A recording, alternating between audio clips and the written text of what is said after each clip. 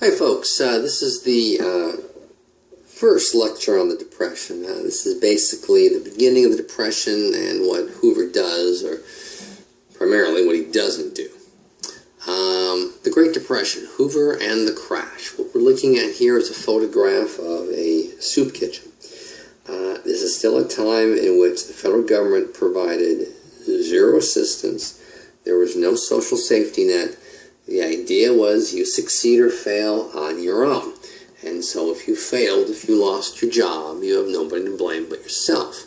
So what happened are some churches and some private businessmen would open up these soup kitchens. They would give soup, coffee, donuts, something.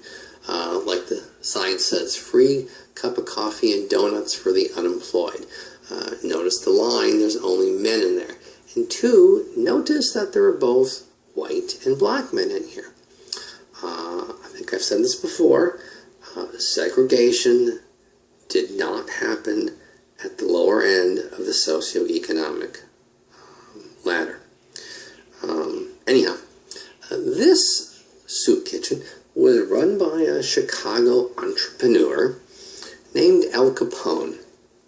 And Al Capone ran a business consisted of narcotics and alcohol and gambling and prostitution. So he set up this soup kitchen. He had several of these throughout Chicago, and you would get some coffee and some soup and a donut, and then, he or one of his lieutenants may ask you to do a favor. Deliver a package, deliver a message, something like that. Well, there were approximately 120 million workers, 4 million of which lost their job. And this massive unemployment was precipitated by the crash of 1929. The stock market crash did not cause the Great Depression. Think of the economy this way. The economy was unstable to begin with. The economy was unhealthy to begin with. And the Great Depression was a cold. And so the cold will make the body, or in this case the economy, more weak and thus more susceptible to other viruses. So, a lot of problems with the economy that would eventually culminate in the stock market crash. First was stocks.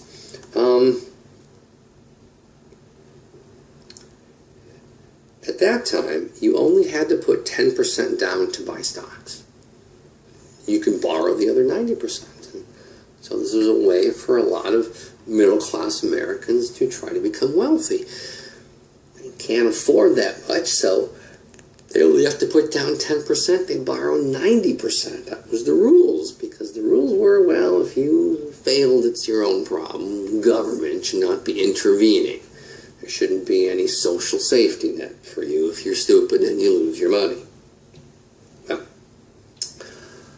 other stuff that you could get, land, for example, you would use the stocks as collateral. So you don't actually own the stock. The bank technically owns the stock. The bank gave you 90% of the value of the stock. He only put down 10% and then used these stocks as collateral to buy land. Well, one of the biggest land scams in the U.S. at that time was Florida. Everybody was flocking to Florida. Florida was not just the place to retire to. Florida was the place where new casinos, new hotels, new amusement parks, new forms of entertainment were being developed. So people were buying up land in Florida sight unseen with the hopes that one day Mr. Hilton will come knocking on your door and say, I'd like to buy your land in Florida and I'll give you a boatload of money for it. So these were speculators. These were people betting that the land they bought was both valuable and would go up in value. We saw the speculation in the 19th century. A lot of people turned their noses down at speculators as being unscrupulous. Well, of course, that changed. Now, all of a sudden, land speculation becomes a wise investment in the early 20th century. Well, the price of land in Florida is going up every day. You can't afford to take time off from work to go to Florida to look at land to buy it. And there are no such thing as benefits at work. Your benefit is the job. So if you would take time off from work to go to Florida to look at the land before you bought it, you would not be paid for your absence. And it's quite possible that you would be fired because you're not there. So people are buying land in Florida sight unseen. And there were a lot of unscrupulous land sellers, realtors, who would do a couple things. One, they would sell you swampland, completely useless land, and tell you it's something else. It's oceanfront property in Miami. Or they would sell the same piece of land to as many people as possible. That's going to be problematic. Once again, you are using your stocks as collateral to buy land. Land that is owned by a whole bunch of people, which you're not aware of, and stocks, which are your collateral, which is owned primarily by the bank. So, the other problem was the rules of the stock market. The value of stocks were transmitted from coast to coast, or from New York to Los Angeles, through a type of a telegraph machine. And there would be a hub and spoke system. So it would go from New York to Philadelphia. It would spread from Philadelphia to Cleveland, Cleveland to Chicago, etc., all the way across the coast. And each of these hubs, there would be several spokes. So when it would go through Philadelphia, not only would it head west to Cleveland, Ohio, it would go south into Washington, D.C., or Charleston, South Carolina, or Atlanta, Georgia, and places like that. Well, at any time, the people operating these types of telegraphs could stop and pick up the phone and call their broker and buy stocks. Stocks that, appear to be going up in value, or the opposite. If stocks are falling in price, they would call their broker and say, hey, sell. Well, the problem is they were affecting the price of the stocks. And then they would send the price of the stocks to the next hub and spoke. Well, the price of the stocks that they sent down were thus wrong, because they just affected the price of the stocks by buying or selling. This was happening by hundreds and hundreds and hundreds of stockbrokers around the United States. Well, the press got wind of these problems in Florida, so in 1929 they start to investigate. Sure enough, they find out that, well, a lot of this land was swampland in Florida, or sold to the same people over and over again. So banks start investigating, and now banks start calling in their loans.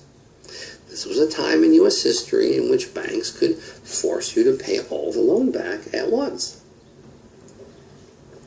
And you didn't have that money, so you sold your stocks to try to make the money to pay back the bank from the money you borrowed to buy the land. Well, too many people are selling stocks, and the stock market begins to lose its value. On December 23rd, 1929, the Dow Jones loses 29%, or around 8 or 9% of its value. And most believe that was it. The end of the good times was over. See, in the 1920s, the Dow Jones, the stock market, increased every year. It got better in 21 and 20. People said, oh my God, this is it. It can't get any better. And in 22, it got better than 21. And then people said, oh my God, it can't get any better. And in 23, it got better than 22, and etc. The stock market just kept going up and up and up and up and up. So when the stock market takes its first dip in October of 1929, people think, okay, this is it. That's the end of the good times. 5 days later, the stock market, Dow Jones, lost 38 points, or 13% of its value. That's kind of significant. Well, the more the stocks fall in value, the quicker and the more people are trying to sell. Then we have the 29th of October, known as Black Tuesday. There was a massive selling off craze. Values dropped minute by minute, and a lot of people waited for prices to fall down to $1 a share, and then buy 1 million shares, only to see the value drop to 0 shortly thereafter, and thus they're bankrupt. By mid-November, $30 billion were lost. That's over half the value of the stock market. $30 billion. And many people, including Herbert Hoover, the president, believed that the crash was necessary to correct the overvalue of stocks that happened in the 1920s. Besides, Americans believed that the economy could not be regulated. Americans believed the economy was like the seasons. You can't control the seasons. It's going to be hot in the summer. It's going to be cool in the fall. It's going to be cold in the winter. It's going to be wet in the spring. It's going to be warm again in the summer. This is seasonal. There's nothing you can do about it. So too is the economy. Sometimes it gets better. Sometimes it gets worse. Sometimes the economy is going up. Sometimes the economy is going down. This happens all the time. Americans believe the economy was cyclical, and thus as the economy is cyclical, like the seasons, there's nothing we can do about it. But just hold on for the ride. Well, nobody in the Hoover administration anticipated the depression that would follow. Here's a photograph outside the stock market in New York City. These people are just stunned. They're just milling about. They do not know what to do. They do not know what's going on. They cannot comprehend what's going to happen next. Well, there were some underlying weaknesses to the economy. Once again, it's too simplistic to say that the stock market crash caused the depression. I like to use the cold analogy. So, manufacturing output is the first problem. Manufacturing output increased 32% between 1923 and 1929. In other words, every year we produced more and more stuff. More stuff was produced in 1929 than 1923. Yet wages only increased 8%.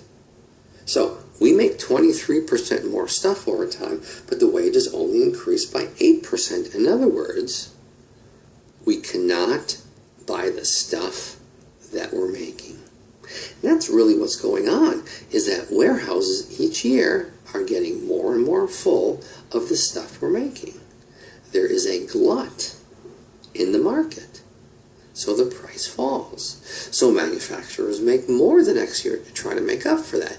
And all that does is make the price drop more and more and more. Overproduction in so many areas. How many refrigerators do you need? The answer is one. How many radios do you need? The answer was one. How many automobiles do you need? Well, if you had one, the answer is one. Well, then we had the triple burden of the farmers, which we kind of talked about already. A decline in prices, a drop in exports, and the wartime debts that were not paid. And that leads to a massive, dangerously unequal distribution of income. The top 0.1% of Americans, about 24,000 families, had an aggregate wealth of the bottom 42%, which is 11.5 million. So 24,000 families had as much wealth as 11.5 million. That's a problem. Because if that 0.1% goes bankrupt, that is going to horrifically and catastrophically affect the 11.5 million. The top 5% controlled 30% of the nation's wealth. The bottom 60% controlled only 26% of the nation's wealth. 80% of Americans had no savings. Hopefully you do. I certainly do. I have several ways of saving. I have short-term savings for things like vacations. I have longer-term savings for things like, well, it's inevitably going to go wrong with the house. We need new siding. We need a new roof. Maybe we have foundation issues. We need a new driveway. Whatever. Things happen to houses, so we're saving for that, in preparation for that. We're saving for our son's college. We're saving, we have several savings for our retirement. And it's not just savings, it's investments. People today have what we call portfolios. Little tiny bit of savings, but most of it is stocks and bonds, mutual funds. We're saving those because we hope to retire. Well, people didn't have those things in the 20s. People didn't retire. People didn't go on vacations. People didn't own homes, so there's no need to fix their homes. People didn't have the stuff we have today. They did not have monthly credit, rotating credit. They did not have credit cards. They did not have car loans. They had nothing that they had to pay month to month to month, except for their rent. They didn't go to college, so there was nothing. The vast majority didn't even go to high school.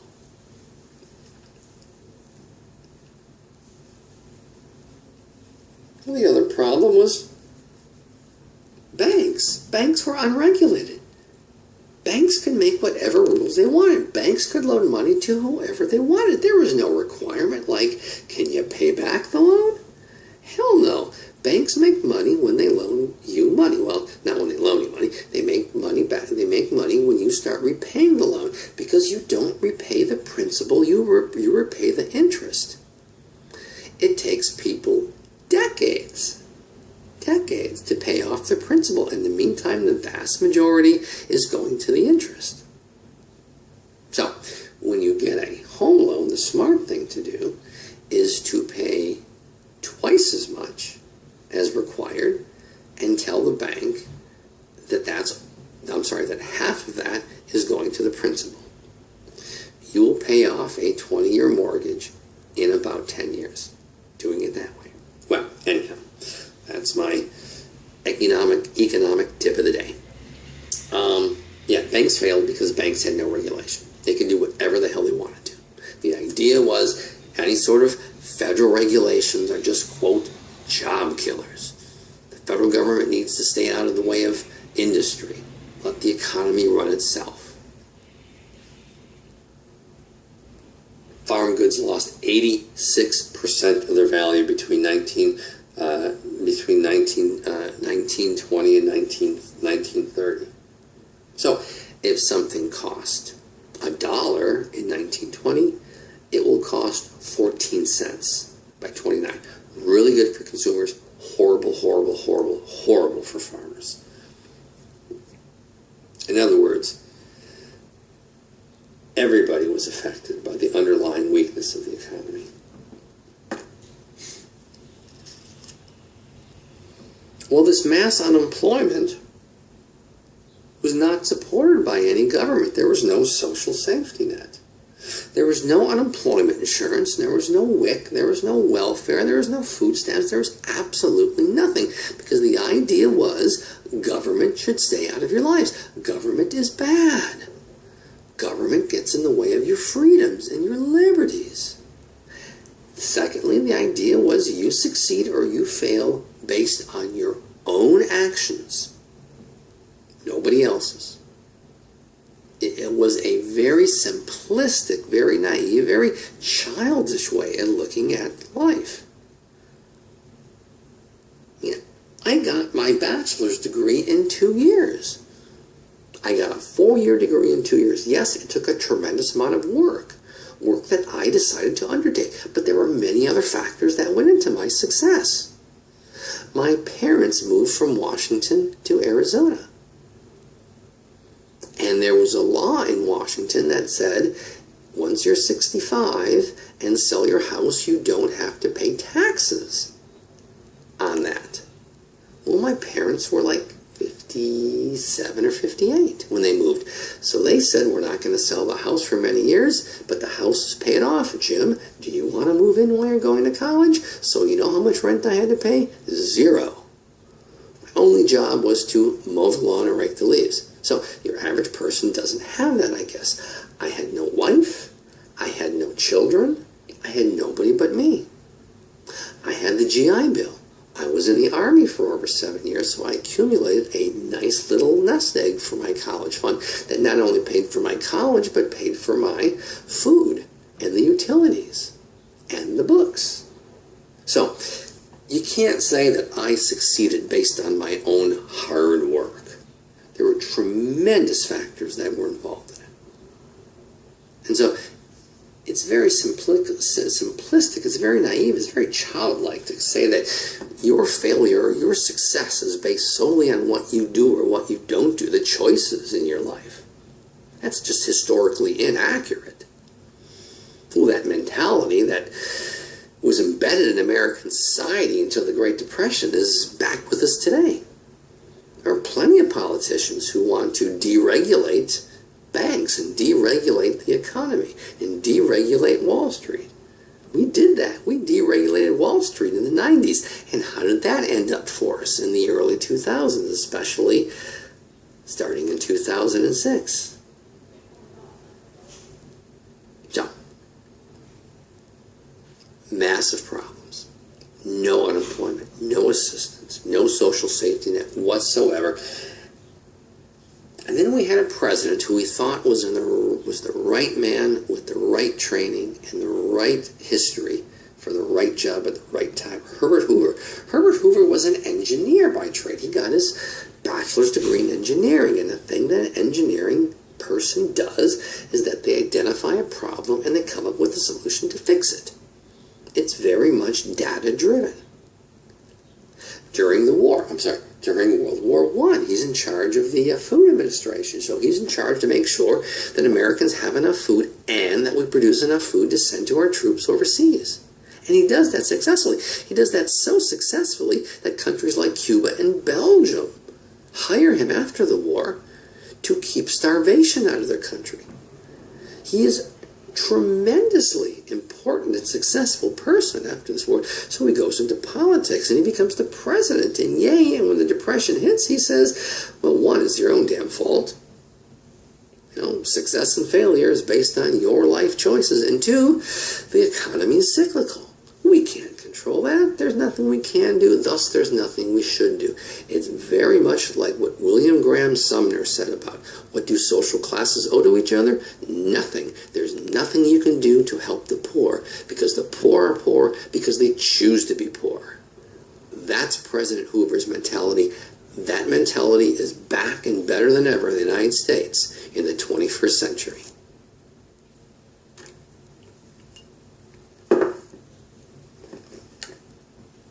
Food was scarce.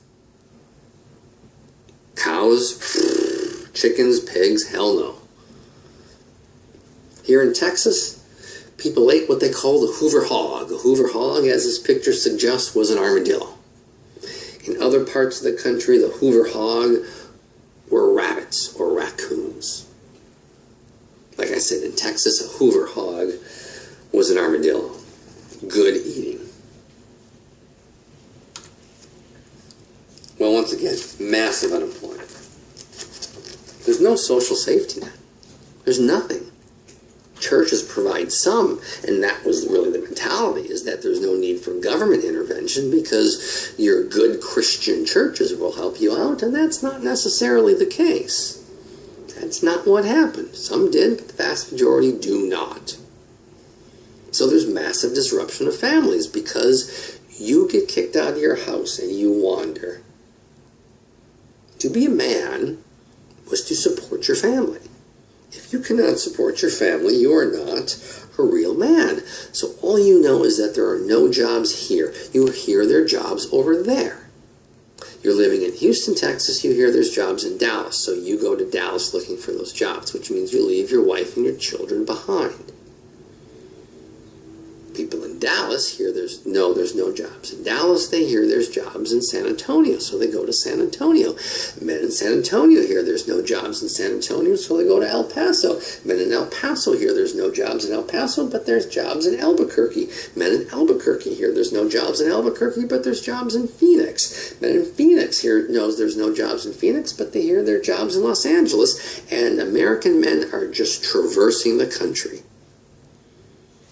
chasing rumor after rumor after rumor. They are gone month after month after month. And very quickly, American women find themselves as the head of the household. These guys just disappear. And so divorce increases dramatically. Suicide increases dramatically. These men just feel so incredibly guilty because they cannot support their wife and children, or because they abandon their wife and children and then kill themselves. Women, They cannot support their family. Their husbands are gone. Their fathers are gone. They kill themselves. Massive sexual abuse. Women get a job and their boss says, you want to keep this job? Come to my office during lunch. You don't like it? Find another job. And of course, tremendous alcoholism.